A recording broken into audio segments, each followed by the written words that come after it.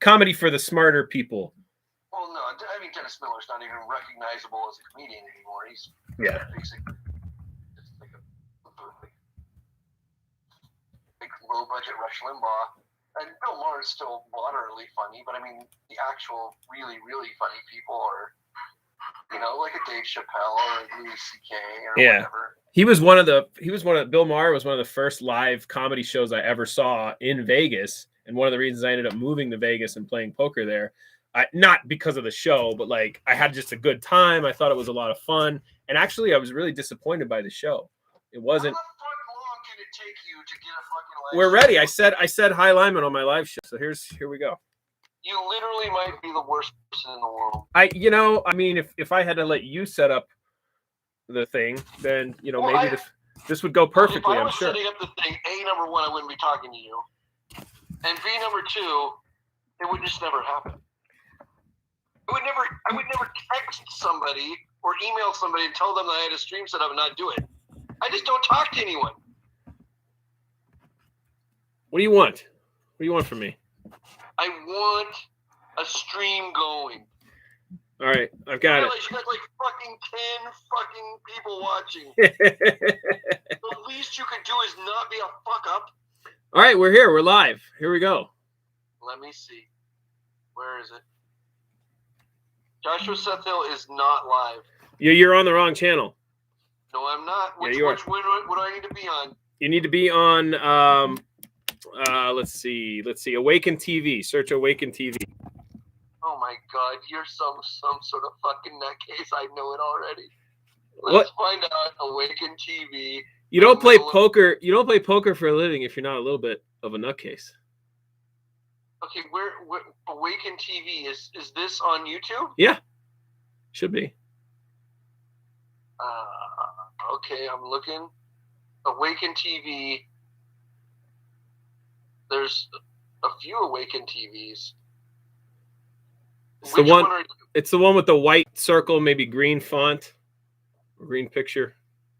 There's like 20. Way to choose something that has like 8,000 fucking other Awaken TVs. Fuck me. All right, well, just trust me that you're live. Where the fuck is Awaken TV? All right, here, I'll share it with you. That's what I'll do. I'll share it. See, we're learning so much, Lyman. Isn't this fun? No.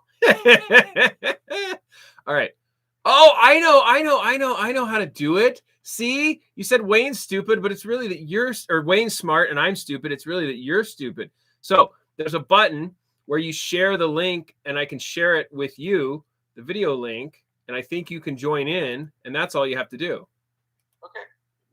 I think. Oh, fuck. I just misclicked. Sorry. Okay. Yeah, that's what I do. I join in. That's right. Oh, see? Well, I didn't fuck. Wayne just tells me to join. Okay. I don't do anything else. Okay. I'm sending you another email, so go to your email. God. What the fuck? Why isn't this working? Okay, here we go. Gmail. I don't have Gmail. No, I'm going to my Gmail to send you the link. Okay. Radio. YouTube.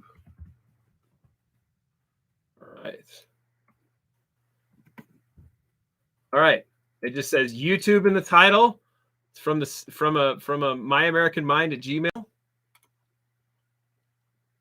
You've been invited to join the following event. Is that it? No. It's refresh. Should be just came in like YouTube. Okay, I got it. Yeah. Now I link on that? Uh-huh. And you should be able to join. Then you'll be in the chat. Then you'll be seeing the feed. It's working. I see it. All right, mute it. Turn the volume off on your computer. Okay, I'm muting it. There we go. I muted it. All right. This is awesome. This is the most ghetto. Where the fuck am I now? I'm on Awaken TV. Yep. Wow. Let me find out what the fuck this is. It's nothing. It's literally, you're the first guest. Aren't you happy? Okay. When I muted it, now I can't. No. I can still hear you. Can you hear me? No, can't hear you. I can still hear you. Can you hear me? No, when it's muted, I can't hear you. I think I need headphones then. What the fuck is Awaken TV? This is amazing. It's my brand, bro. Don't be hating. Oh. So here's what I tried to do, right?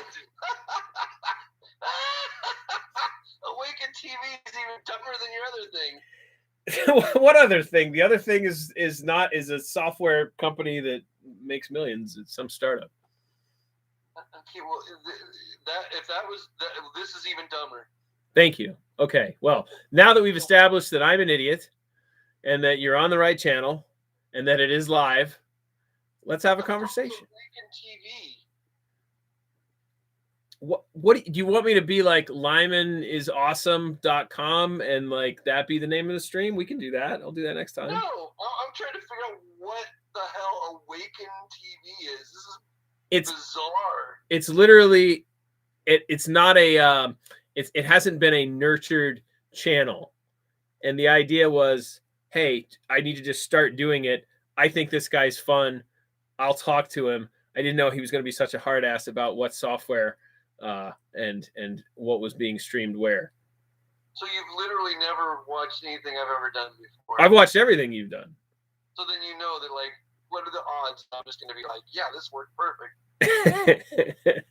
I don't know, 50-50. It's a coin flip. Okay. Well, you got on the wrong side of that. Ace. So this might help you remember some of the call-ins. I doubt it. I don't know how much you even cared about those things, but we had a $10,000 bet that you propositioned, and if I recall, it was about how many people in a certain neighborhood in South Florida would test positive for HIV, because I had worked there and lived there. And you said, I'll bet you $10,000 it's under whatever number it was. I forget what I said at the time. You remember that? No, you'd have to dig it up. If you dig it up, then I'll remember. There's no way. Your channel got taken down, I think. I don't think. No, my channel still exists. Every single thing I've ever done still exists. What about all the Twitter and some of the video content's definitely gone? No, everything I've ever done still exists.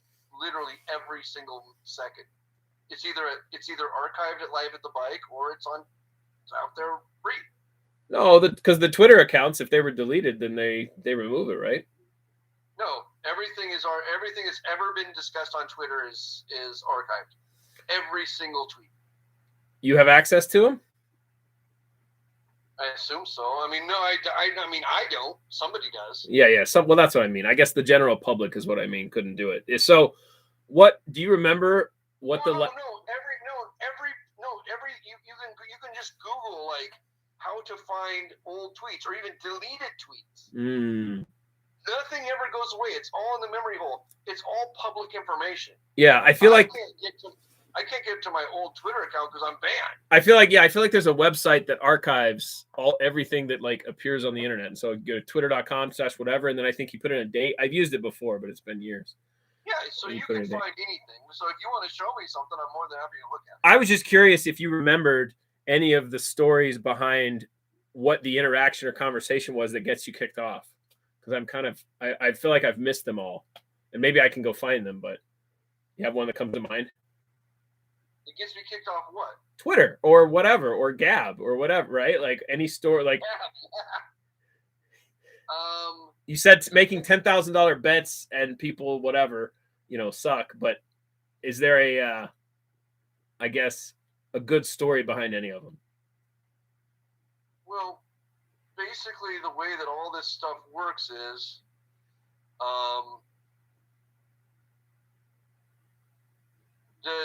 I go on these sites, and I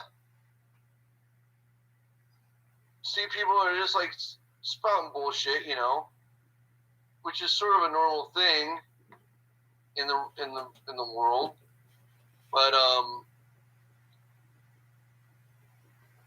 in the casino, that's not a normal thing. In the casino, like, if you spout some bullshit, then somebody's gonna challenge you to a bet, And so I challenge people who I see lying and shit. I challenge them to bets. What was one of the bet challenges you made? Do you remember? Well, yeah, I remember a whole bunch of them, I suppose. Like, people would say, like, ow! Some fucking moron would say, like, oh, you know, I remember it started with, like, Trump is going to get Obama's real birth certificate and prove that he's a fucking African. And I'll be like, I'll bet you $10,000 that this doesn't happen. And I would just, like, hound the people who would say, like, Trump's kids. I would hound them. Or they'd say, like, you know, Trump's going to win this or win that. Or this is going to be the result of this or be the result of that. And, you know, if I thought that they had put up a bad number, I would just challenge them $10,000 bet. Or they'd say, fucking COVID this or COVID that. Whatever they said, whatever lie they said, I just challenge them a $10,000 bet. You know, like, hydroxychloroquine is going to be proven as a cure to COVID. I'll be like, I'll bet you $10,000 right now that it won't be. You know? So then, like, but then once they try to ignore me, then I just hammer. They're just lying pieces of shit. So, like, I basically don't allow lying pieces of shit to be lying pieces of shit. Okay. And, you know, if you're a lying piece of shit, then you usually, most people are not lying pieces of shit. Even like somebody like Donald Trump, who's a horrific scumbag, he's not a lying piece of shit. He's a grifter. And the people who ride along the coattails of these right-wing scumbags and fucking anti-vaxxers and COVID, they're all grifters. So the last thing they want to be done is challenge the $10,000 bets. Yeah, but because they know they're lying. And they know who they're lying to. Specifically in those situations, wouldn't that kind of fit what, you know, the algorithm programmers are trying to publish and you know, these idiots that are saying stupid stuff and they want to, like, you know, stop the misinformation. In a way, you were helping them, and then they kicked you off. So that doesn't make any sense. No, because they aren't the ones. Because the way that the kickoff works is like this. So let's say I'm like one of these fucking right-wing scumbag grifters. Or left-wing scumbag grifters. There's a few of those too. No. No? It's like that's just no. You messed up the volume. Whatever you did, don't do that. Oh, yeah. It's like if I threw a rock in a room of grifters, I would hit fucking 99 right-wing grifters before I'd hit one left-wing grifter. And here's the reason why. It's because grifting comes out of religion. And all these religious fucking scumbag pieces of shit are all fucking right-wingers. It all comes out of televangelism. It's like this snake oil salesman throw up a tent in a town full of fucking hayseeds with 3 teeth. This is where, like, the general grift culture comes from. It's so fucking hard to like, land a real democratic grifter. It's very fucking hard to land them. You can land, like, sort of like, there are, like, sort of like yoga-type grifters, but the way that yoga-type grifters couch their grift isn't the way that right-wing grifters do it. So, like, a yoga-type grifter is like very like, well, the universe thinks that this might happen. The universe thinks. It's very hard to pin them down on a $10,000 bet. There was just that guy he started in LA and he was an actor. He's a little short yogi guy, and he was the new it's on might be Hulu even. It's not Netflix, but it's one of those, and it's a documentary, and he moves from like LA to Austin and then to Hawaii, and it turns out, like, you know, there's always something sexual with these guys, but this one, all the women nobody was allowed to have sex, but what he was secretly doing was, like, brainwashing the young men and having sex with the men. His name was, like, Michelle at one point, and then Andreas. Well, he changed his name a few times, and it all fell apart. He was one of those. The best one was the Wild Wild Country guy in Oregon, actually. Yes, no, these are like these cult leaders. Yeah. But I wouldn't really consider them left wing. Like, they're not Okay, their like, followers are for sure left wing. no. No? They're not fucking. They're not like trying to get like a $15 minimum wage. No, well, yeah, that's different. That's just like the if someone's conservative, that doesn't mean they're trying to, make sure all of Trump's lies don't get exposed or think the election was stolen. Of course they are. Are you fucking kidding me? Like, what planet do you live on? You live in Los Angeles. I live in Idaho. Some of the people that are smart, that are good business people, that are normal, they're conservative. They don't want to vote for a Democrat, and they won't vote. They'll just kind of vote along party lines, but they still think Trump is an idiot. They're just like, it's that whole lesser of two evils argument, which I personally think is one of the biggest scams in politics in America. Is that shit? It's not a lesser of two evils. Like, one guy doesn't care if there's a United States of America, doesn't care about laws, is a fucking lifetime grifter, is a fucking liar, is the exact opposite of everything we've ever said we cared about in our entire lives as Reagan Republicans or whatever the fuck. But he's the lesser of two evils. Give me a fucking break.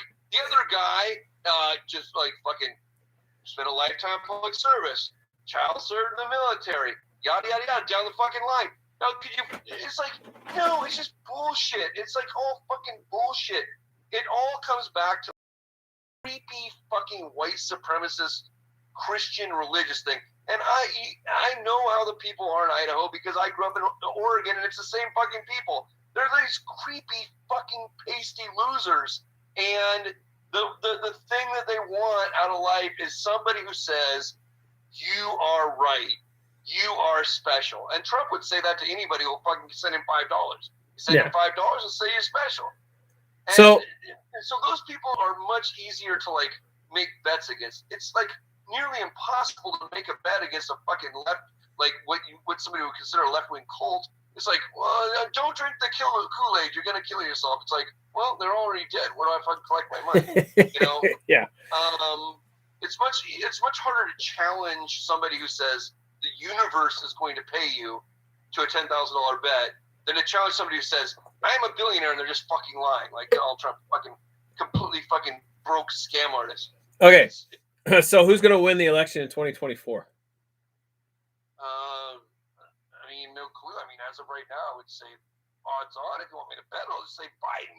But I mean, Biden might not even run. Who knows? He won't run or he won't be alive. So he won't be competent. He'll be deemed incompetent, I think, before 2024. Biden is 100% competent. What the fuck are you talking about? He does a press conferences every fucking day.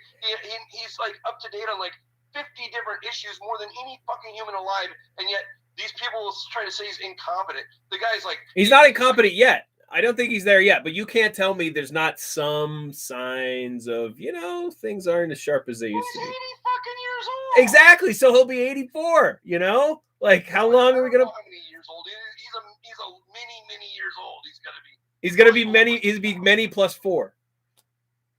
He's a very old guy. And as far as old guys go, he's probably the smartest old guy that I have ever fucking seen in my life. All right, I've got a good question to shift us a little bit off of politics and go where we want to go. What is your worldview? On what? No, just as the general question on the world, your worldview. Like if you had to encapsulate, how Abe thinks in a couple sentences, how would you describe it? What's your worldview? Your mode of sort of like the reason, for lack of a better word, like the meaning of life, but like your reason for thinking the world works the way it does. Your worldview. Why does it work the way it does? No. Specifically your view of the world. Like here's another way to, I guess, ask it. What's the most important principle in the world for people, right? I don't think it's that simple.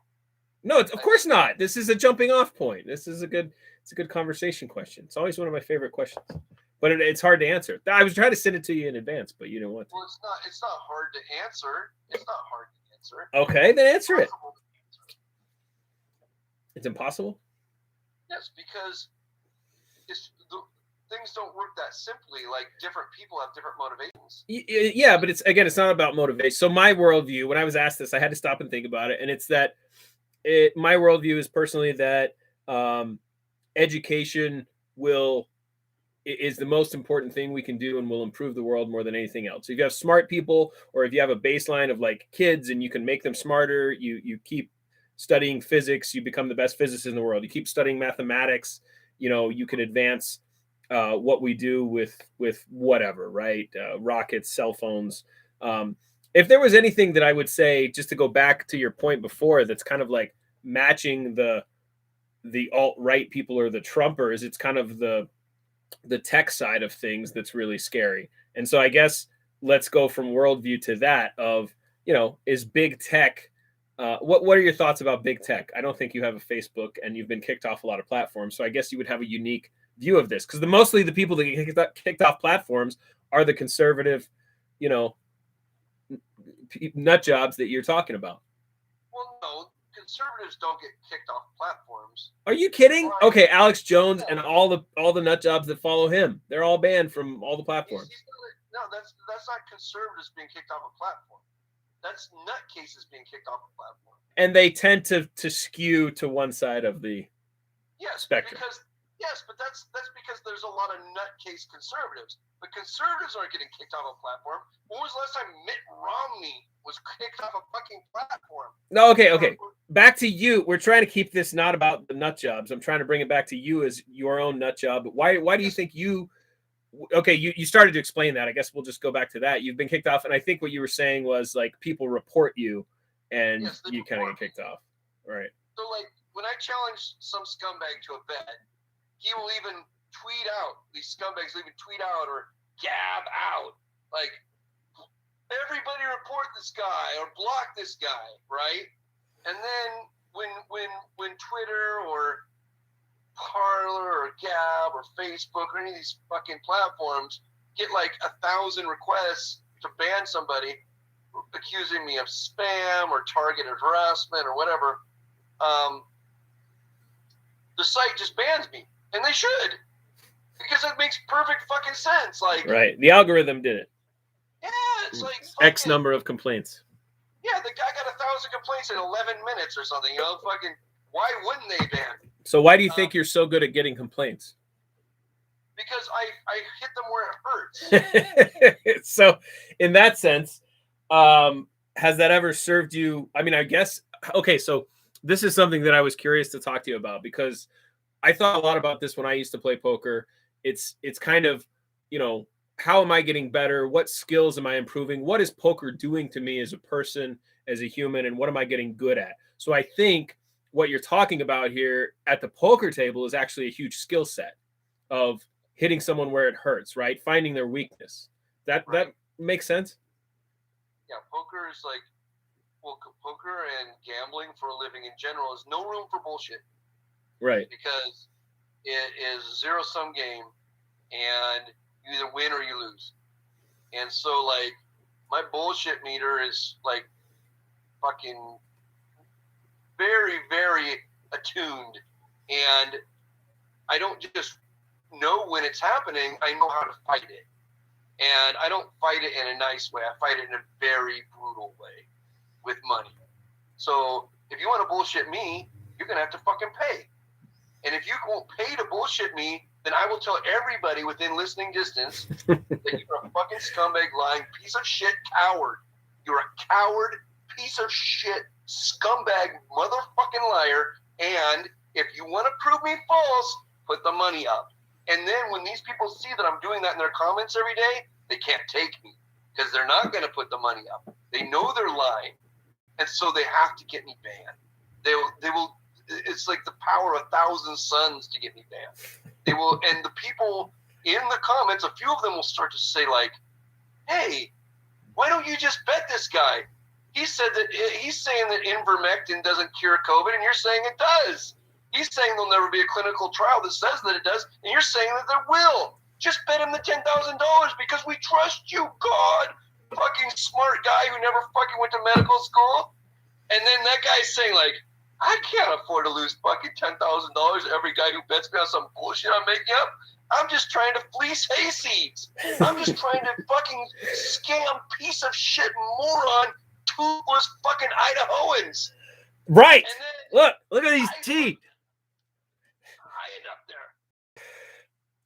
So when you've done this in real life, and that's how you made a good portion of your living, I don't know how much, but some portion would be made through, making bets with real people in real life. And when they didn't collect, I'm guessing what you had just said, telling everyone, screaming from the mountaintops in every casino that they don't pay their bets, don't take action from them.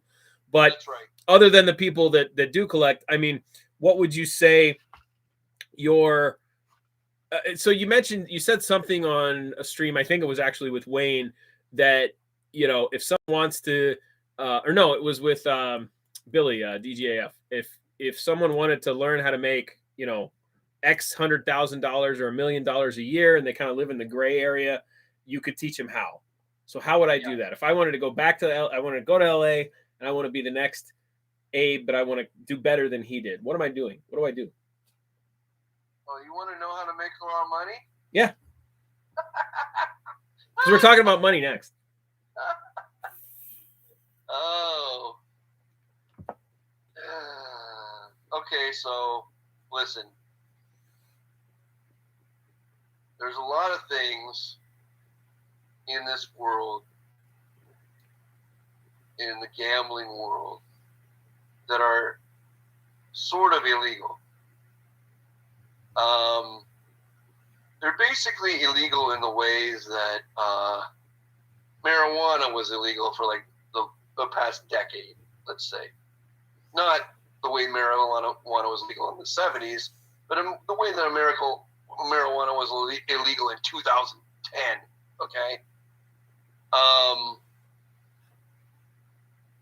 It's sort of like a nudge, wink, wink illegality. And the way that a nudge, wink, wink illegality works is if you get caught doing it and the person who catches you doesn't like you, they can bring all hell fire down upon you. Like, if you're selling marijuana in 2005 and you're the kid of the fucking local pastor, well, the cop shows up who fucking is a member of the parish and he says, Sonny, this is not a good path. You need to take another path. And this is your last warning. And you need to start walking the straight and narrow, right? In LA, that happens? Everywhere. Well, but if you're a black kid, they just take you to jail. Basically, right. That's the way it works. So there's a nudge, wink, wink illegality like marijuana was in 2005 to like basically all of gambling. Yeah, for forever, kind of there's that seedy element to the casinos that no one wants to talk about. And it's one of the things that you've talked about a lot, and I completely agreed because I lived it and saw it. And it was one of the things that at some point I had to come to this crossroads is like, am I going to live in this world or am I going to go back into like society? This old man coffee once at a table, we got done playing and he was friendly and we chit-chatted after. I think we might have even had lunch or something, but he goes, what lady is gonna date you if you're a poker player? And I was like, well, I've got girlfriends, whatever. But he was like, yeah, but what, who's going to settle down with that? And you seem to have found somebody who doesn't care that you live in that world. But I think it's a very rare, thing to be able to find happiness in a personal relationship and be in that world. Is that accurate or you disagree? I mean, it depends on the nature of the relationship. You jumped topics pretty fucking.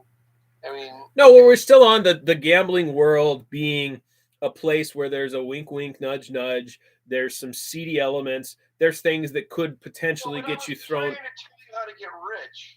Yeah. So getting rich, and I guess I just kind of segued that into, a relationship point of rich. I tell you how to get rich. It sounded like you were dodging the question. I was giving you an out. Go back to how to get rich. It sounded like you were like, there's stuff I can't say. How to get rich, and you're busy figuring out trying to get laid. No, love is different than laid, but they coalesce. But okay, go back. It sounded like you were saying that you couldn't say. Coalesce. Yeah,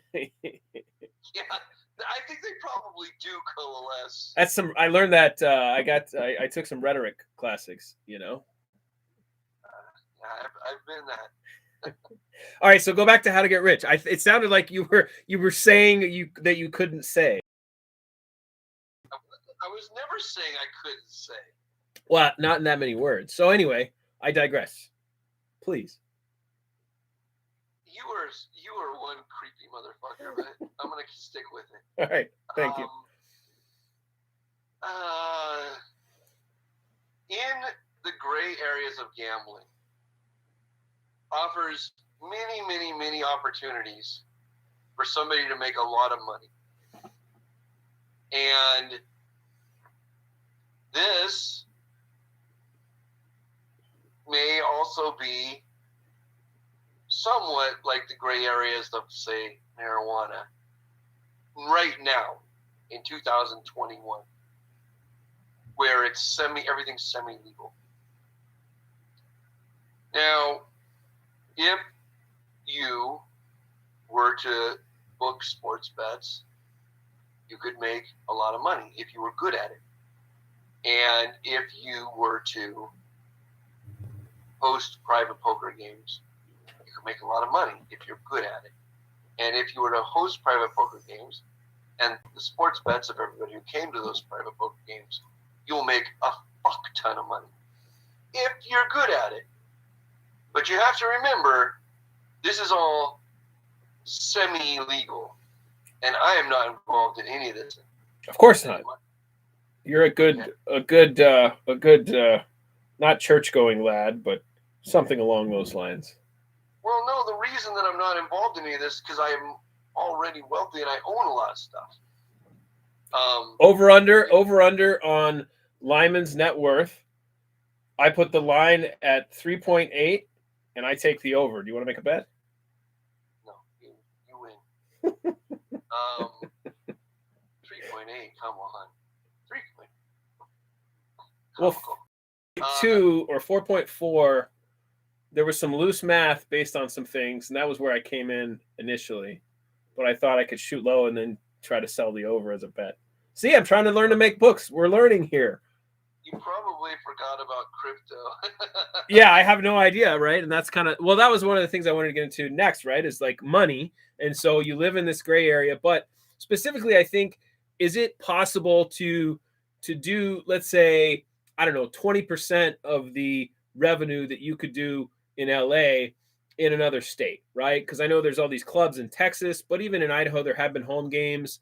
And if you were in another state, from Florida to New York or wherever, do you think there's opportunity there to set this up? And I mean, you could almost kind of do it in this, like you were saying, like somewhat legal, not quite illegal way, with some of the laws and work around, hire some money and say, all right, I want to set up a club, and we play poker at this club. And well, that's what happened in Texas. Yeah.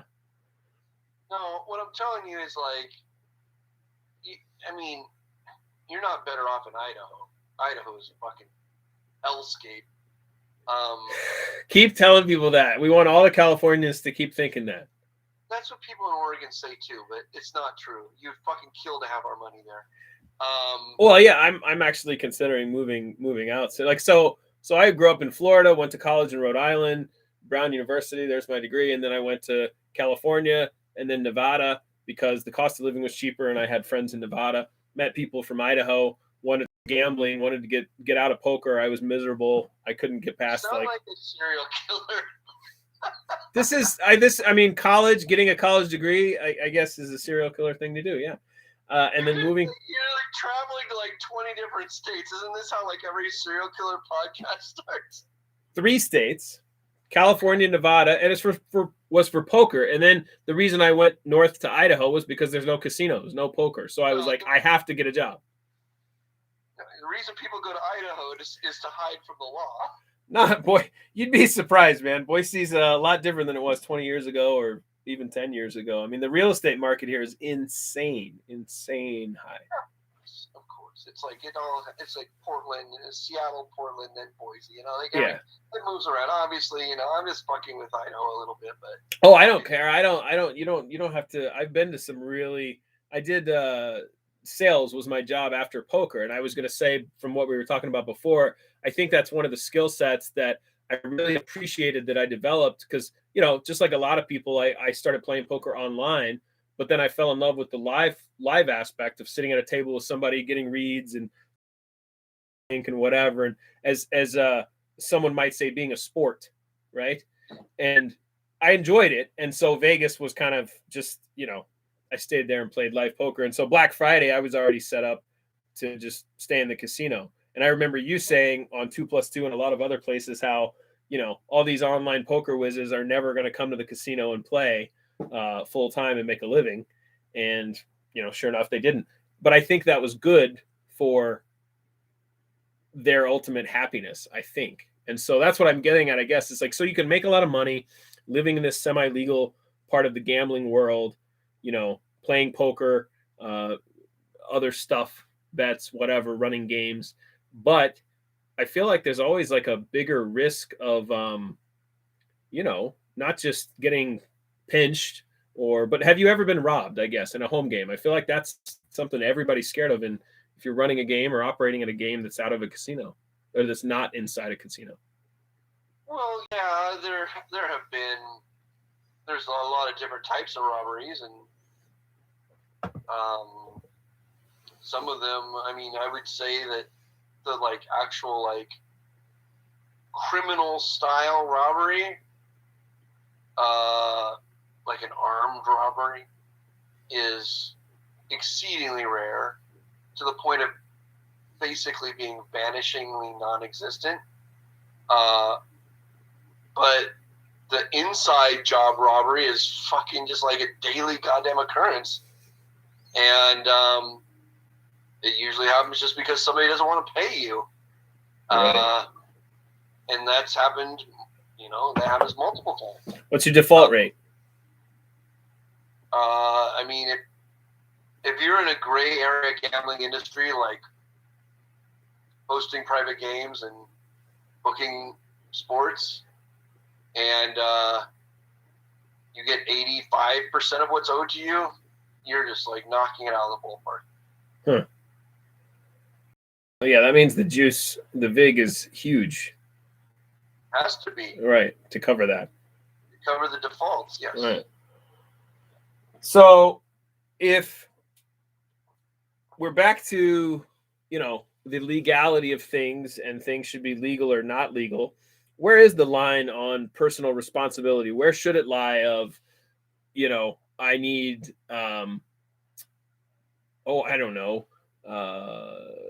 things, the taking care of aspect, the policing aspect, where do you find what makes the most sense to you as far as solving that problem? Let's just say of the, defund the police or solving some of the corruption in politics. It goes from a robbery or a scam, not getting paid to kind of, what if we had, let's put it this way. What if we had an app to take bets, right? Where you could run your sports book, similar to DraftKings and get payments processed and everything. And you didn't have to go through all this. Basically DraftKings is cornering the market. So what do you, maybe not them, but a couple big players, but you're competing against them. Where's the line for enforcement, governance, law, policing with this world? Where should it be?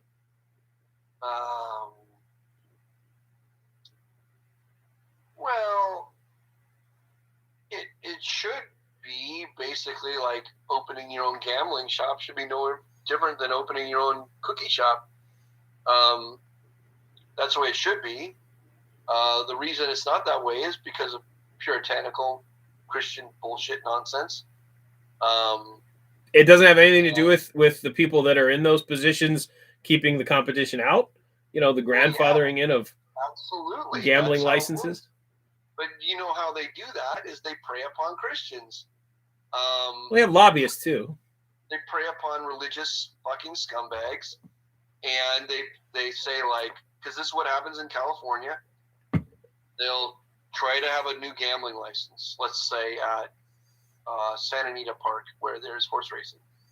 They'll say, like, well, we should have poker and whatever gambling here, and all the other casinos will be like, well, fuck that.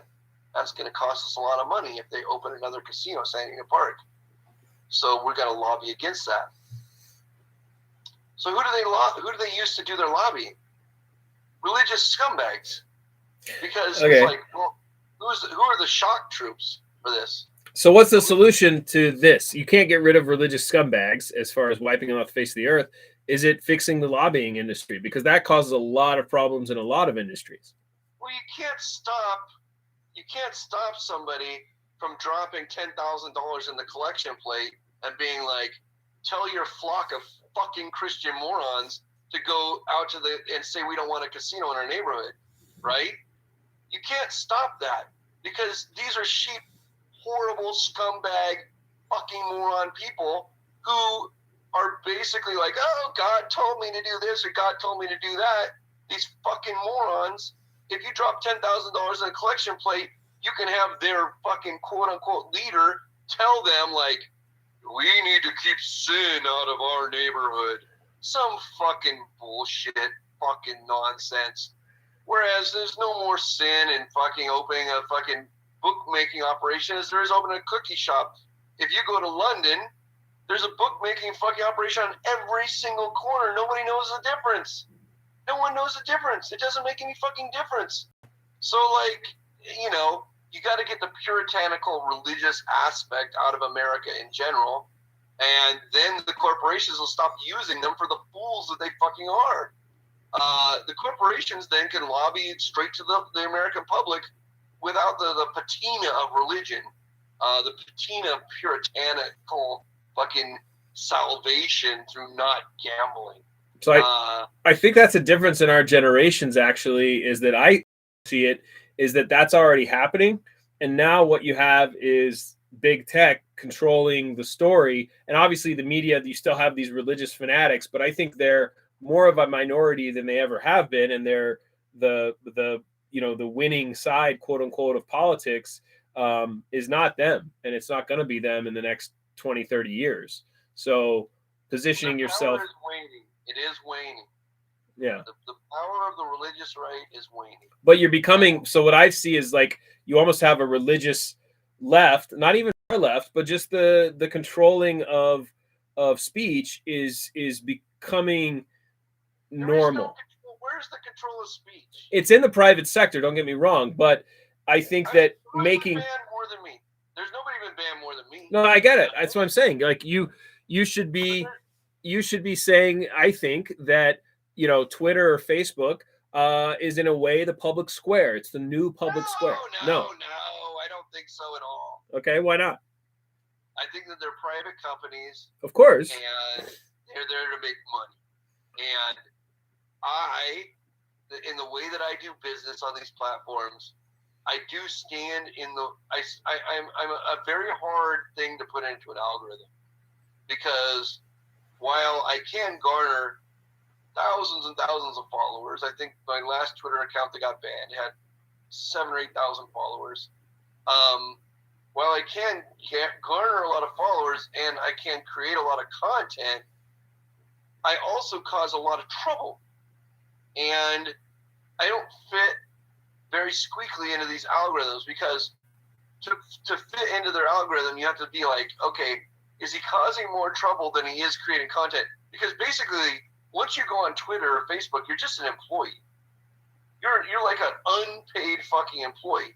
Now, you get to make money on the side, but as far as they're concerned, you're like an unpaid employee. So like, well, how much trouble is this motherfucking is this guy causing? We have other employees that aren't causing as much trouble that don't like him. And they have a lot of followers too. So, I mean, it's not free speech though. Like, if I wanted real free speech, I have real free speech. Like, I can say whatever the fuck I want, and I don't need to say it on Facebook or Twitter. I mean, I can say it on your thing right now that fucking nobody's watching. Exactly, nobody. So you can say whatever you want. You're not going to get banned. Don't be scared. It's okay. You're in a safe space.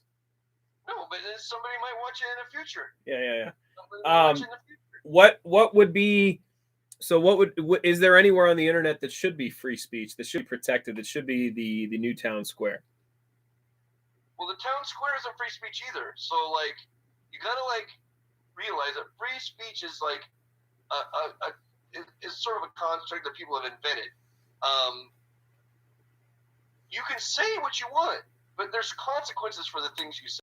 Well, I realize that, too. Of course, but the idea is that you can criticize anyone that you want, any religion that you want, as you seem to like to do. You can go in front of the courthouse on the steps with a sign that says anything at all in America, in any city, and that's free speech. So now goes to the courthouse anymore to get their point across or to complain. I mean, it still happens. There's still a lot of protests, don't get me wrong. But in general, 99% of speech takes place on the internet, and none of it is protected by the First Amendment. No, that's not true. Okay. That's not true. Because if most of the things that you see go viral, like if you're talking about things that go viral because of a protest, let's say, like you'll have the protest of, let's say, something like George Floyd's death, okay? I realize that's politically charged, and I'm not weighing in on. You hit him where it hurts, Lyman. Get this channel cut off. If you go out and you do a protest, people film you doing that protest. The thing you were talking about, like the town square thing. People will stream it live. People will post it, and it will get out. And then people will say, like, well, that social media got that message out, but not really. People just filming you got that message out. Well, yeah, because they're the employees. But that goes back to, again, everywhere that those people are posting or streaming or going can be controlled by a small group of people. You know, the moderators, the censors, whatever. They want to be told is the only story that's going to be told, no matter how many recordings and postings there are. You know, there's a small amount that will live in the underground. I can send you a file or something or a picture without putting it online, without putting it on Facebook. But that's going to be the same effectiveness in this day and age of standing outside and screaming. You just can't stop whatever people want to know. Whatever is going to go out there is going to get out there. Listen to me. There's fucking millions of fucking hayseed fucking retards in this country taking horse dewormer to try and cure themselves of COVID. Pfizer's got their own version now. Didn't you hear? No, Pfizer does not have a version of it. Oh, Pfizer, Merck doesn't have a version of it. But they release antiviral drugs. Are you sure? You're sure it's in no way chemically identical or similar? They have nothing to do with each other. One's an antiviral, one's an anti-parasitic. Chemist Lyman has spoken. The two have I've not spoken. I've read. They have nothing to do with each other. Fake news, Lyman. You read fake news. Just admit it. No, I've not read fake news. I've read the news from the companies that are releasing. It was some hayseed liberal posted on a protest page that you follow. No. Okay. Well, I read the news releases from Pfizer and from Merck, and I read what's really going on, and I trust the people who spend their entire fucking life studying this shit, because I also get on airplanes and I don't need to figure out how the fuck the airplane works. I trust the guy who built it. The air goes over the wing. I don't need to fucking go to Boeing and do my own research sitting on the fucking toilet wiping my ass. Okay? Like, you don't have a bidet? You don't have a bidet? You seem like a bidet guy. You have to. There are professional people in this world who live on the shoulders of giants, of animals throughout history. And they have perfected their crafts, and they're very good at it. And if you don't trust what they say, you might as well just shoot yourself in the fucking head, because it means you can never eat, you can never get on an airplane, you can't get on a subway, you can't do anything in the modern world because you don't trust how anything works. But if you actually say, like, there is a system in place that holds everything together, and that includes the medical profession, which is so much fucking more regulated than aviation or automobiles, then you can say with incredible confidence that the peer-reviewed scientific studies being done by these giant drug companies are just true. Now, are they 100% true? No, but they're 99% true, and that's how you live your life. You live your life on 99s, not on 100s, because nothing is 100. You got to sit around waiting for 100. You might as well just rot in your fucking apartment. That's the that's the problem of the Russian or the ICBM missile crisis and the radar, right? You can't anything that's flying in from Russia that might be a missile. You can't classify everything as a missile because then a bird you'd be classified as you'd be shooting every bird that's flying through the sky, right? And then there's there's another example of that. There's like I know exactly what you're saying. There's this problem though in it's a thought experiment of like you can't 100% stop all attacks, right? Because but it doesn't matter. It doesn't matter. 100% is not a goal. Nobody's goal should be 100%. So, do you agree that there are a lot of problems in the political system in America? Let's say. I wouldn't say there's a lot of problems. I'd say there's some minor problems, but not very many. Well, do you think that we could definitely improve the quality of politicians on a local level or representatives, legislators, things like that? I'm going somewhere with this. Just humor me. Yes, maybe they could be improved, right? I don't think so because we're not. This isn't a quality thing. It's you get elected. No. So it's an incentive thing, right? It's follow the money, and the people. The people choose. The people choose. Well, the people theoretically choose, but if you don't have, if you have a lot of money and you're a candidate, or if you're a legacy candidate and you have a lot of corporations in your back pocket, you get reelected. Blah blah blah blah blah. So where I was going with this was, you're just gonna go with it no matter what. No, well, I was going in a specific direction that relates to poker. So I tend to think that people that play poker well, maybe not necessarily only professional poker players, but people that are winning poker players, they're good at solving problems and they're good at reading people and, a few other factors that I think would make them really good in the political sector at analyzing a hard to solve problem, right? Like a lose-lose situation or a no-win situation. And, they figure out the best way around it. So I think, I use a theory or a question, would these people that are really good at solving problems and good at poker, should they run for office? I mean, yeah. Okay. Yeah. Why don't they? Why wouldn't they? I mean, I don't know. Well, you mean, I have my theories of why wouldn't they. I'm curious what you think. I think it's probably it's probably hard, if not impossible, for somebody who's very good at solving problems to run for office. Why is that? Isn't that a problem with the system? Not necessarily. I mean, the system is sort of based on trust, and people who are exceptionally good at solving problems probably come off as like sociopaths. Because they seem like Spock, It's right. Like, this is a 51-49 decision. We're going with 51. We're going 100% with 51, and the 49 can go fuck themselves. Like, it's very hard to get elected like that. Well, I agree. It's very hard to get elected, but when things start getting better, maybe that works, right? I don't know. I'm just thinking, spitballing ideas here for, how to save the world, but whatever. I mean, I would like it if people voted for extremely, like, forthright, pragmatic, people who, assigned probabilities to every decision they make. Can you think of any examples of that happening? Any names come to mind? I don't think that.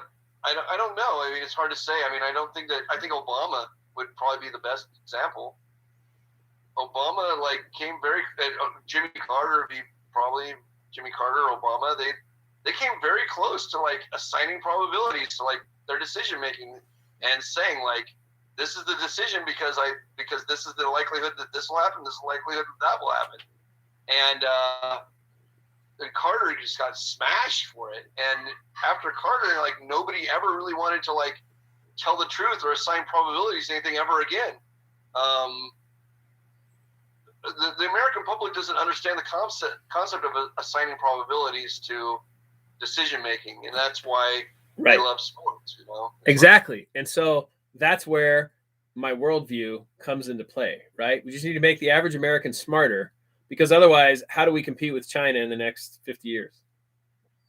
I mean, I think that China probably is not a big fan of assigning probabilities to things either. What? That's all they do, man. They do the long game. It's absolutely nothing they do. Okay.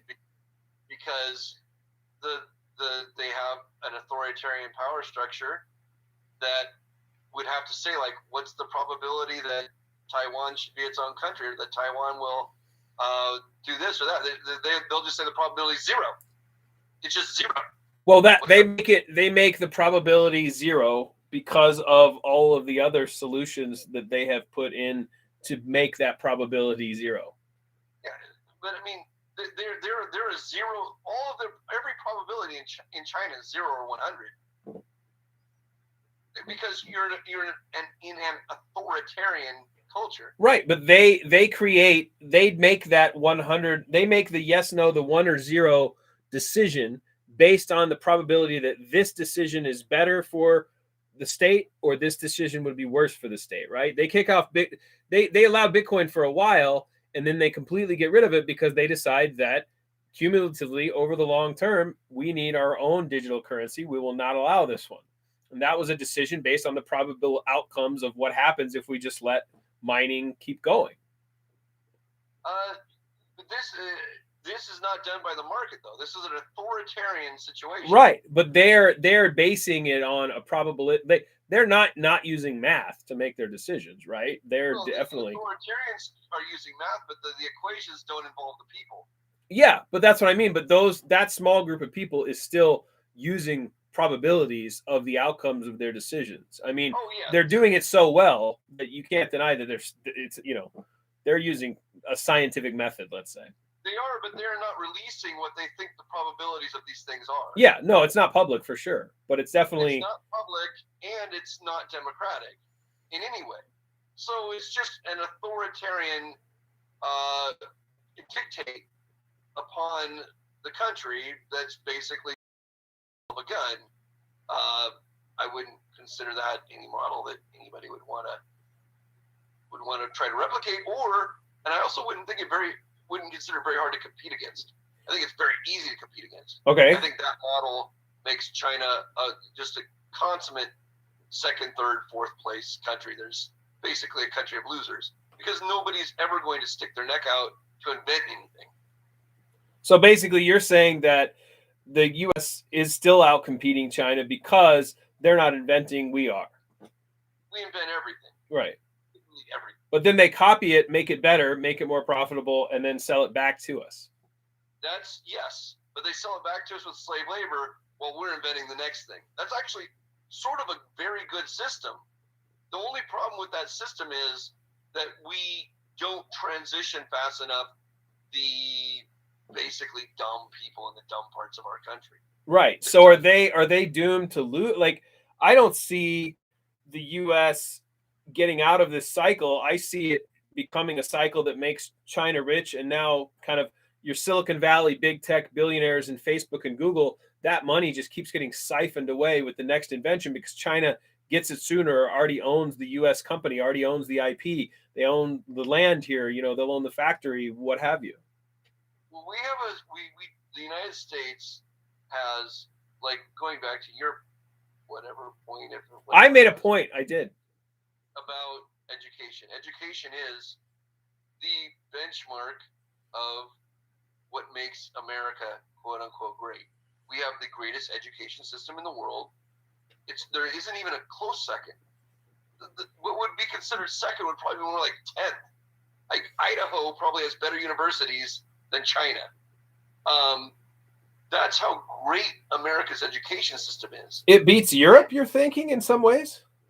Europe, every European, every Indian, every Russian, every fucking Chinese wants to come and study in America.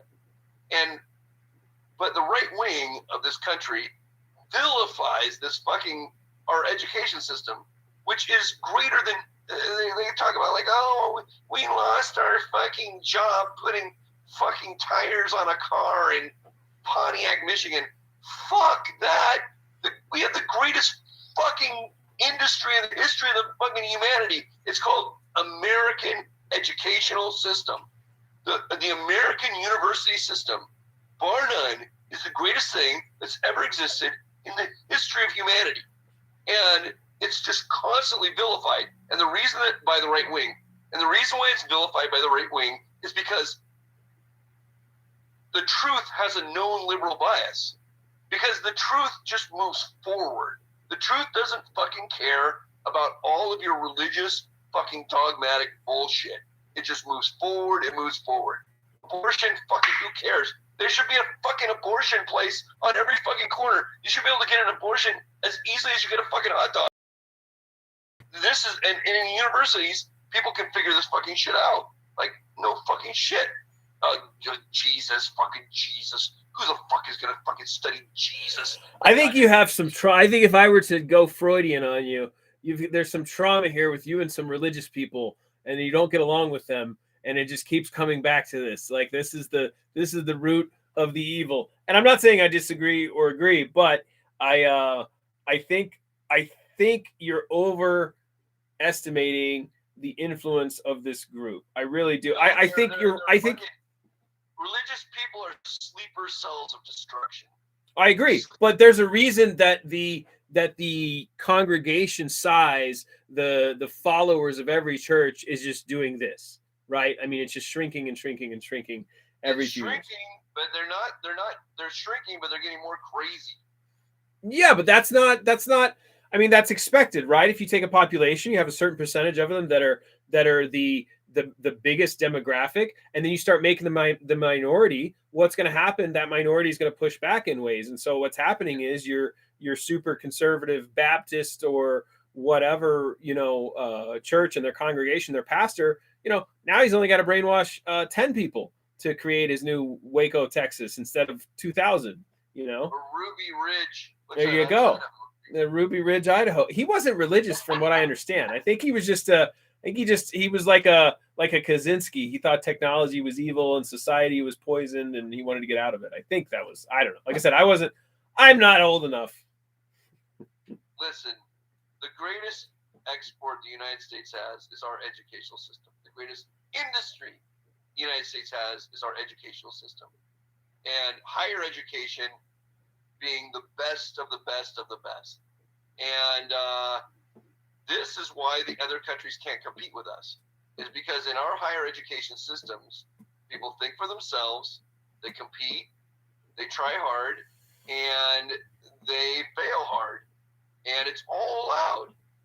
And in China, that is not allowed. So you still think that the United States is a majority independent thinkers, not the higher levels of education haven't started like having this like so the NBA and John Cena apologizing to China for calling Taiwan a country or whatever, that like I feel like there is this influence that's starting to saturate that world. That shit's always happened for the entirety of the United States. Like you have to pander at some like John Cena. Who gives a fuck about John Cena? It's just an example. The first one that came to head. I mean, I'm sure there's tons of actual like there's factories where it's happened. There's business. Everybody has to pander to like whoever fucking is like signing their last paycheck, but that doesn't change anything. China is slave labor. That's what China is. And the reason why they're the best slave labor the world has to offer is because they have 1 billion people. India's slave labor, Vietnam slave labor. It's sad but true, but this is what the United States uses these countries for. So should we be fixing that, or just accepting that that's the way it is and if people are born in China, they're going to make our stuff. Well, no, the people in China have to fix it. We don't fix it. Like, we just say, like, hey, do you want to make this shit? They say, yeah, I'll make this shit. Will you do it for $1 an hour? Sure, make the shit. I don't think they have that choice of yes or no to will you make this, Well, that's stuff the for $1 an problem. hour. And that's why, going back to your whole point, we don't have to worry about competing with China. The people don't have a choice. They got some fucked up country with their fucked up rules, and they're gonna fucking make widgets. And if Americans choose to not want widgets anymore, well, then we can get out of that business. But as long as Americans want widgets, somebody's got to fucking make them. So what if they're making? So here's a play that is kind of happening right now, right? With Chinese factories cutting back hours. Let's say, so I work in the solar industry, right? And all our solar panels come from China. The U.S. won't manufacture solar panels; it's too expensive. It's not, nobody's going to work these factory crappy jobs. They do use slave labor. There's even an issue right now with certain brands of equipment not being imported to the U.S. because of the Uyghur camps and the slave labor, human rights issues and all that. So if China, though, if we say, hey, we're putting in all this solar, this is how our infrastructure is going to be powered, and China says, you know what, we're not shipping you any more solar panels until you pay us basically a ransom that we can't pay, what happens? America will just subsidize solar panels, or they'll have them made in Vietnam or India. I mean, it doesn't change anything. Nothing changes. Well, if let's say you're talking about a good that China does completely control, that you can't just go get in India. Like, I think this is the case with chips, right? That's kind of the next big battleground is I think it's Taiwan, the company, or Thailand. I'm not sure that's it's based there. I'm not. Taiwan. Yeah, Taiwan, where they have this chips based. And if China is controlling all the semiconductors, it's going to take us years to fix that problem. And right now they basically have us by the balls. It's a short term. No, it's like people act like it's the end of the world, but it's not the end of the world. The way that modern manufacturing works is it's done on these platforms, and these platforms can be shifted very, very quickly. So it's like, supposedly we're going through this massive shortage right now, blah, blah, blah. There's not one fucking thing that anybody can't get. It's just if this is the biggest supply chain shortage in the history of the fucking United States, who fucking cares? I live in Los Angeles, where the port is right out there where supposedly all this bad shit's happening. There is nothing on fucking God's green earth I can't have within 15 minutes. So I don't understand what the problems are. Like inflation. God, give me a fucking break. Inflation. You're supposed to be a fan of inflation. You have a whole lot of money in crypto. Come on. Exactly. I don't give a fuck about inflation. I don't even know who inflation is. Okay, here's inflation. Every single person with a kid gets something like what, $300 or $500 a month per kid now. I ain't got no fucking kids. I don't give a fuck whether your burrito went up 5%. I got zero for you get $300 a month for each of your fucking screaming, horrible, disgusting little fucking kids. I have no fucking kids. I get $0 a month. I'm glad your fucking burrito went up 5%. I wish your burrito went up 10%. Fucking stealing my tax money for your scumbag kids. So should we have taxes?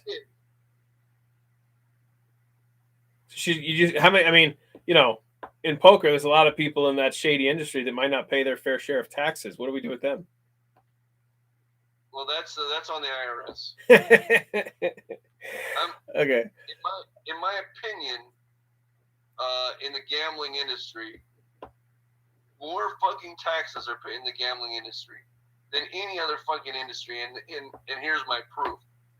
Every single state wants more gambling, not less gambling. And what's their number one reason for it? Tax revenue. Right.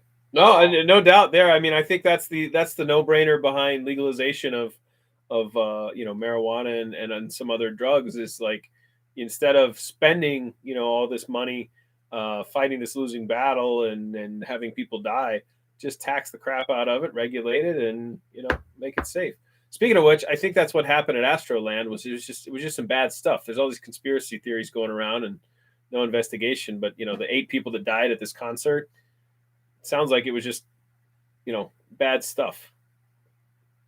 Oh, that's the Travis Scott when people got Yeah, squished. yeah. Well, that's what they're saying. There's like video evidence where there's just like people seizing and they're not getting squished. There's a big crowd, but like it didn't surge to squish 8 people. It was like these people were convulsing, and then there's this rumor that somebody was going around injecting them, or that it was a vaccine side effect. But it sounds like it was like, yeah, you haven't heard this? It sounds like some bad stuff. Like somebody laced some stuff with fentanyl to try to give it a kick, and they didn't know what they were doing, and they ended up killing some people.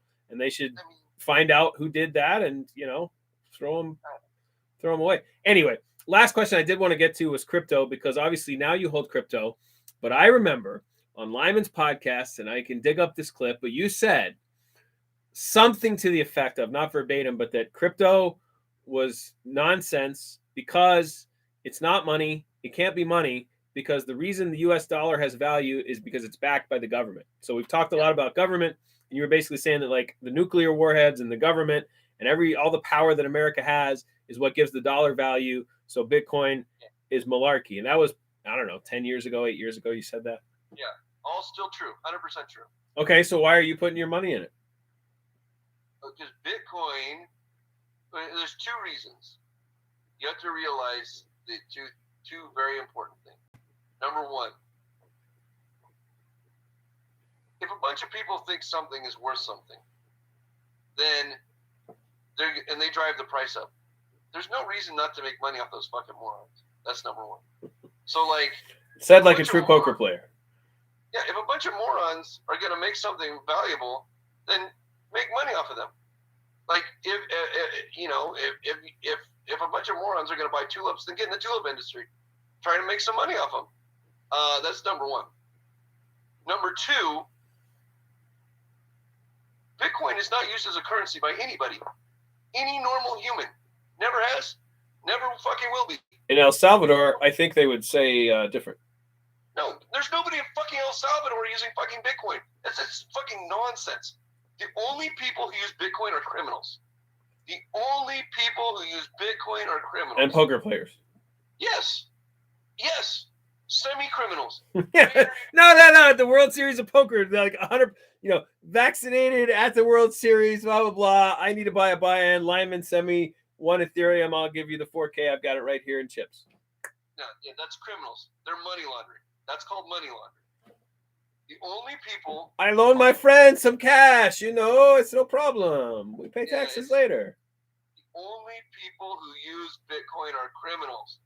And believe me, I'm in the casino every day, and I see a lot of people use Bitcoin. And guess what they're all doing? Criminal activity.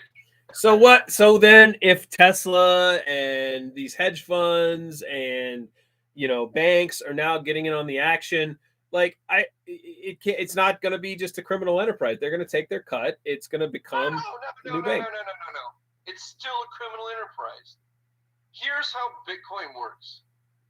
And to a lesser extent, other cryptocurrencies. There's a bunch of people that trade it, but the trading it doesn't keep it from going to zero, okay? What keeps one of these cryptocurrencies from going to zero is somebody using it. Because the people who use it don't give a shit what the price is. It's the value of the actual coin. They need it, right?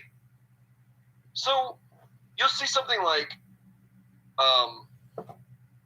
Squid Game coin, right? So Squid Game coin will go up 100,000% and down 50,000% and up 10,000% and then down to zero, okay? Because nobody was using it. So there was nothing to keep it from going to zero.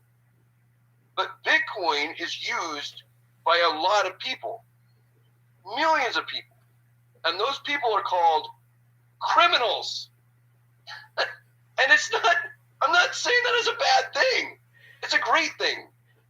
Bitcoin is the dollar of crime. All major fucking crime is done with fucking Bitcoin. Like, if you are a Russian oligarch and you need to fucking move, and you need to circumvent the Magnitsky Act, and you need to move $1 billion fucking dollars across a border, there's only one way you're fucking doing it. Bitcoin. If you are a Chinese party insider who's stolen $1 billion from a factory making iPhones through slave labor, and you need to get that $1 billion into Miami real estate, the only way that you're fucking moving that through all your shell companies, Bitcoin. All of this fucking massive trillions of dollars worth of crime is being done with Bitcoin. Wait. There's NFT. You're forgetting about NFTs. I don't know very many criminals who buy NFTs. Oh, every criminal buys NFTs. Well, are NFTs criminals? Should they be? No, right? So NFTs are the #1 newest criminal money laundering scam. I mean, Mia Kunis isn't a criminal, right? Her and Ashton Kutcher have their cat thing. That's a legit. No, they're not worth shit. Here's how fucking NFTs work. I have an NFT. Oh boy, is it a lemon and a lime stapled together? No, I'm just making that up. Oh. I don't have one, but I could. You should. Let's say in an alternative universe, I hadn't been kicked off like every fucking social media, and I got to build my followers up to a certain extent. I release Lyman. Let's say I have 1 million followers. Who fucking knows? It doesn't fucking matter. 10 million. Just invent a number.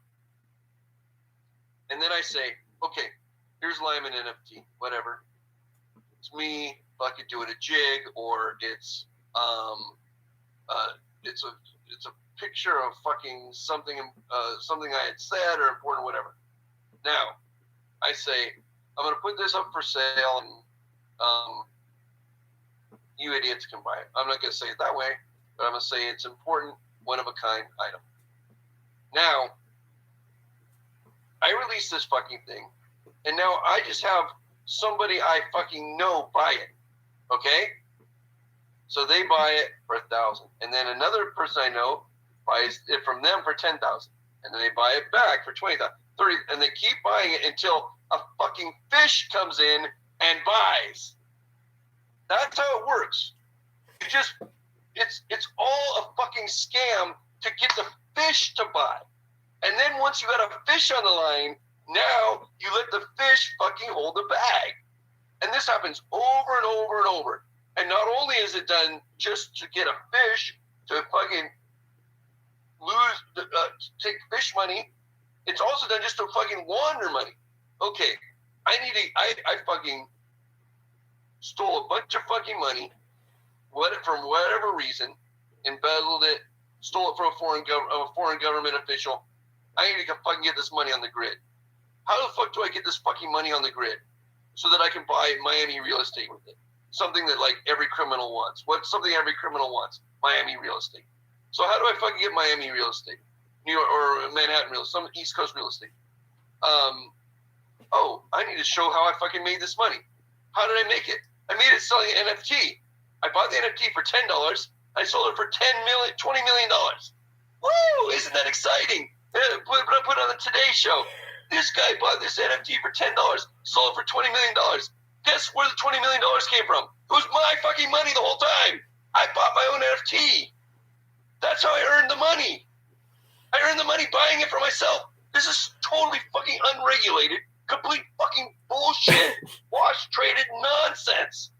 The entire market is a goddamn joke. So are you still holding Decentraland or what? No, this is my thing with Decentraland. Decentraland is very interesting. Here's the interest. I bought Decentraland and sold it, and then bought it and sold it. And this is all documented. So it's not just me bullshitting. I have documented it, and I can provide the text, emails of me documenting the exact moments that I've told people to buy Decentraland and sell Decentraland. Decentraland is this very special thing. And the thing that's special about Decentraland is the people who live in Decentraland think that they live in Decentraland. Yeah. They're in the meta, man. Yes. And their native currency is this dumb fucking token. Mana, yes. So I bought Decentraland at 9 cents. and then I sold it at about $1.40. Then just recently, I bought it back at 71 cents, and I sold it at $2.95. It actually went up to like $4.30. I sold it $3 something. So $3.30. You sold just before me. But I only had like 1,000 in it because I only did it because I saw some idiot talking about it on a stream. Well, it was me. But I only saw that like a month ago, right? And I was like, oh, Decentraland, I've been hearing about this. I'll put a little money in it, and it, boom! And I caught it that morning, and I was like, sell! Like it's not gonna, the hockey stick isn't gonna keep going. Well, the thing about Decentraland is, and this is the good thing about Decentraland, in opposition to many other cryptocurrencies, the good thing about Decentraland is it will never go to zero. Not never, but almost never. It would take it so long to go to zero that you'd have 800 different exit points. Kind of like Bitcoin. Exactly like yeah. Bitcoin. It's so big now that it can't go to zero overnight. It's going to take months and months, if not longer, right? So Decentraland Mana is the Bitcoin of Decentraland. The people who live in Decentraland, some fucking dorks who like buy NFT wings and fly around or fuck each other with an NFT dick or something. Those fucking dorks will keep the price up to allow normal people to get out before it goes to zero. Right. They're going to be holding and buying the dip, and you're going to be getting out in the dip, right? So the key to like making one of these NFT type or metaverse plays is you need dorks. You need the maximum amount of dorks, because the dorks are your buffer that keeps you from going broke and gives you what's called asymmetric gains. So are you just going to go back into Decentraland? Is that what's the play now? Well, I have a weird way of measuring the value of Decentraland. I actually monitor very closely the number of active users on Decentraland. I look at it multiple times a day. It's almost like you live in Decentraland. If I may, someday you might find out that I bought an NFT dick. with your profits, with all profits, right? You've got a mansion in Decentraland because of all the money you've made. You had to spend it in Decentraland to keep from paying tax. I'm just cruising around Decentraland with a giant glowing green dick. Okay, one of one. Yeah. Unlimited value. So until the fish comes along. I've never actually been on Decentraland. I don't fucking have any clue how it works. But I know how many people are on there at any given time. I can look. I have a dashboard where I can look and see how many people are on there. And I use that to gauge like basically what I think the coin should be worth. Yeah, that's how you're making your moves in and out, right? Is like if it's going up, like, hey, get in because it's going up, and then as people start to fall off and the value starts to change, you can get out. Yes, yeah, that's what I'm doing. That's it. Yeah. You know the next one. So is there another one that that you're liking that you're saying like this is the new thing? No, I basically only like Bitcoin. Not Ethereum? I don't like Ethereum. I think Ethereum is absolutely, because of the way it's designed with all of the hoopla around these projects. Some of them are scams, some of them are going to have use cases, etc. But 99% of them are built on Ethereum and not Bitcoin, because that's where all the devs and the money and the flips and VC money even is going, right? With like Solana now, the new thing. So there's this other one called Hex. It's got this guy. Do you know about Hex and this guy Richard? Oh, yeah, there's so many fucking there's like 10 different Ethereum killers. Well, just Solana, Cardano, Hex, whatever. It doesn't fucking matter. Ethereum is not Bitcoin. People aren't developing on Bitcoin, but that doesn't mean they won't develop on Bitcoin in the future. Ethereum has a lot of fucking problems, and I'm just not interested in it because Ethereum nobody's using it for crime. It doesn't have a base layer of people who will hold it up. Now, because even though people have developed a lot of things for it, they will develop those same things on Solana or Cardano or whatever. These people have no allegiance to Ethereum. There is no allegiance. But people have an extreme allegiance to Bitcoin, because when you take $1 billion and you buy $1 billion worth of Bitcoin, and then you cross an international border, you need to know that you're getting some of that fucking shit back. You need to know that it hasn't been hacked. You need to know that it hasn't been stolen. You need to know that it has some modicum of long-term stability at the $1 billion level. Now, there are other privacy coins like Monero or Zcash. Those can't even come close. No one's going to transfer giant amounts of money in Monero or Zcash. And they never will, ever, under any circumstances. It doesn't have the market cap or the trading volume necessary to move giant amounts of money like you can with Bitcoin. So international crime syndicates are stuck with Bitcoin.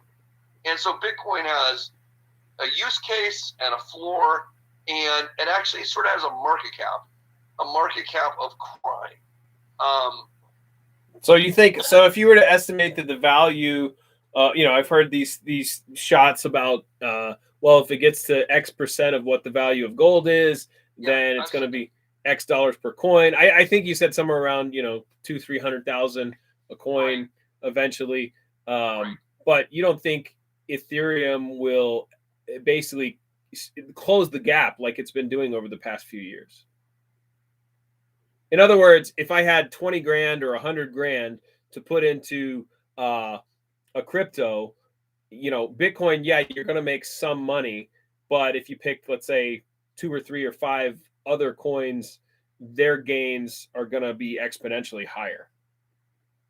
Well, something happened with your audio. It's got really tinny, but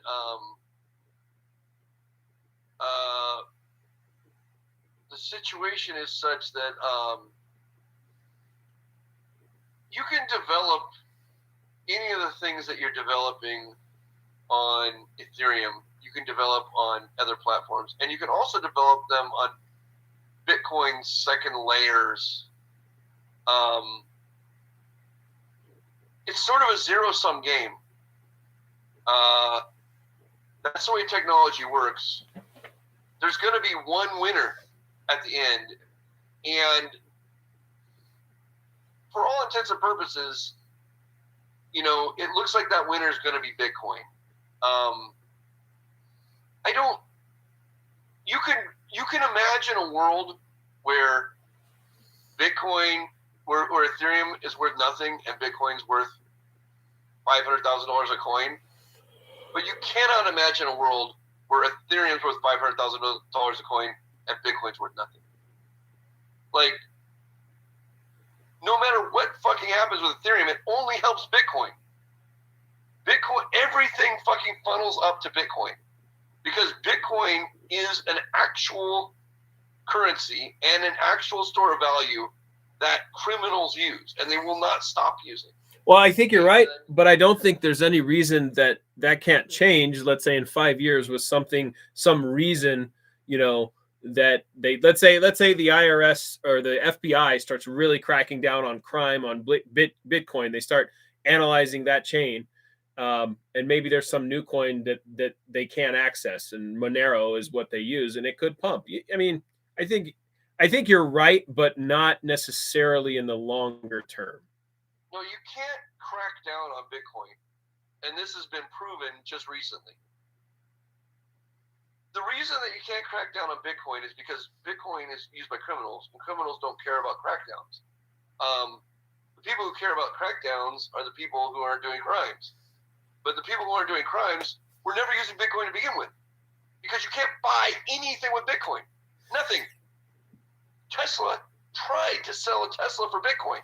They tried. It was a complete fucking failure, and nobody's more motivated than Elon Musk, because he has $1 billion worth of it. But he realized very quickly, you can't fucking use Bitcoin to buy and sell real world items. You can only use it for crime. Here's the reason why. I'm just a normal dude, let's say. I want a Tesla. Let's say a Tesla is worth exactly the same as one Bitcoin today.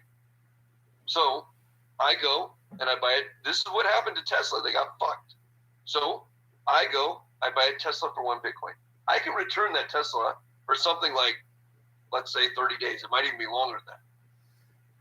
Now Bitcoin goes to $75,000 a coin. It's, let's say, $60,000 a day. I'm like, holy fuck. If I just return this stupid Tesla, I get $25,000. I'm getting paid $25,000 to return the Tesla. So now I'm like, take the Tesla back. I want my fucking Bitcoin. So it's free. It's free price arbitrage. Yes. Yeah. On both sides. It's risk free. On both sides. Because now let's say the Tesla goes down. Now let's say the Bitcoin goes down to $30,000. And I want to return my Tesla. What's Elon Musk going to give you? He's going to give you your fucking Bitcoin back.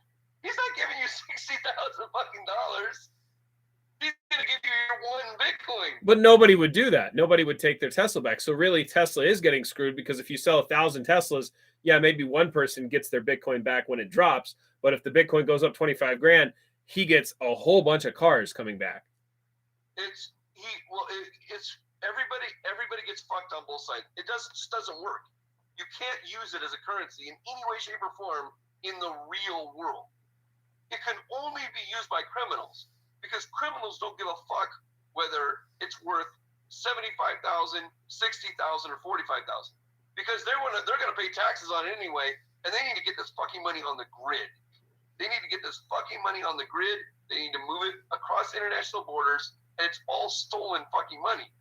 So, but regular humans, no, they're not thinking that way. Regular humans are like, how much is this fucking thing worth? How much is my car worth? How much is this thing I buy? How long is my return policy? You don't think there's a lot of people that are using Bitcoin or committed to, at least, let's say, resting their money in it as a store of value, because they don't trust money printing, basically have you been to the ETF happened in 1971.com? I doubt it. You should go there. No. It's just a series of graphs and data. You'll love it, actually, honestly. It helps you solve the puzzle of why Bitcoin has value, not just as a criminal enterprise, but WTF happened in 1971.com. It's WTF happened and then in 1971.com. And it's just all this data and graphs. You can just scroll through and see all the data, and it has a little arrow on the graph for, the minimum wage versus the average cost of living, right? And it shows how these graphs all correlate to being taken off the gold standard. And Bitcoin is kind of a way to put us back on there. I don't know. I'm not a maximalist. I'm not a fanatic about it, but I definitely think there is some value in the, decentralization, taking some of the power out of some of the corrupt institutions, including, the criminal enterprise that's that would be blue collar white collar crime. Right. Obviously, it goes to be easier to transfer payments on Bitcoin, but if they can't print money to their banker friend, et cetera, embezzlement, I guess, I don't know. I feel like there's ways that it could get a lot harder to do some of that crime, but maybe not. Governments could make it impossible for regular people to use Bitcoin. Governments have made it impossible in the past for regular people to hold gold. Right. Or use gold for anything. That's what the fuck happened in 1971, Lyman. Well, there you go. So, well, check out that site, man. I don't want to take up a ton of more of your time. I'd love to do this again sometime when I can actually have a legit stream, and I'll build up some subscribers by, poking the conservative nut jobs like you used to do, but, get a bunch of followers and whatnot. That's my goal. I appreciate you helping me kick that off. Anything else that we want to talk about? I don't want to cut you off. I can keep going if you want, but I know it's been getting late and didn't know if... No, this is a perfect timing. Yeah. Bedtime. You got your milk and your Fig Newtons or whatever? Well, my wine glass is empty and I need to refill it. That's about it. Well, cheers. Refill the wine glass. If I'm ever in LA, I'll buy you a small glass of the house wine. Thank you, sir. Just kidding. Appreciate it, though. And really hope to talk to you again soon. And maybe I can, start to build the channel up and get some legitimate stream stuff like Wayne Chang. Yeah. Will do. Enjoy your evening. For sure. Yeah, I don't play online poker at all. I watch some of the streams. That's one of the things I would like to do, actually. I know you probably don't, but there's some really interesting stuff on some of the live streams, specifically the Hustler one where Ryan Feldman went and is running, where they've had some drama, they've had some questionable stuff going on, not like just normal, what you would call normal poker stuff, but people online just flip out because they don't understand, on or live poker. And I think it'd be fun to comment on some of those hands because they do like freaking 5-hour streams, and there's like 2 or 3 hands where shit's happening at the table. There's a dynamic, and then somebody, goes all in. Somebody yells at somebody, tells them to fuck off, and it turns into a thing that's fake drama, but it's interesting. Anyway, well, maybe we can go over that next time. Yeah, well, it'll take some work to go in and break down and pull out those clips, but I got to get better at this stuff. I suck at it, and if you're gonna have a social media account, I think you have to learn video now. That's kind of the way it is. Yeah. Well, thank you, sir. Have a great night, and talk to you soon, man. Good luck at the tables. Oh, you still host a game? Is there anything that you're plugging these days? No, I don't plug nothing. I just do I'm basically retired. All right, well, you were retired like 8 years ago, and then you come back and you're on live at the bike again, and you're on these streams. You're not hosting an Omaha game or anything? Well, that's just all part of my retirement. I don't do anything I wouldn't do normally. Gotcha. Best way to be. That's why I'm talking to you. I get it. Well, I hope I at least entertained you a little or had some good conversation. I think it was. It was fine.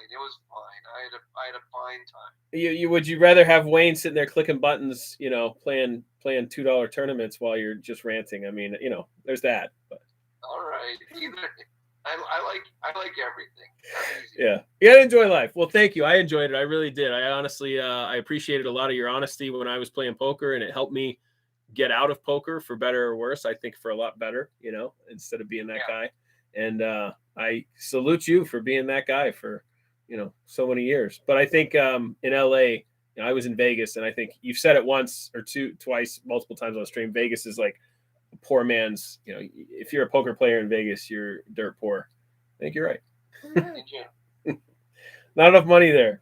Got to go to Hollywood. Have a good night, Lyman. Thank you so much. Take it easy. Bye. See ya. Bye.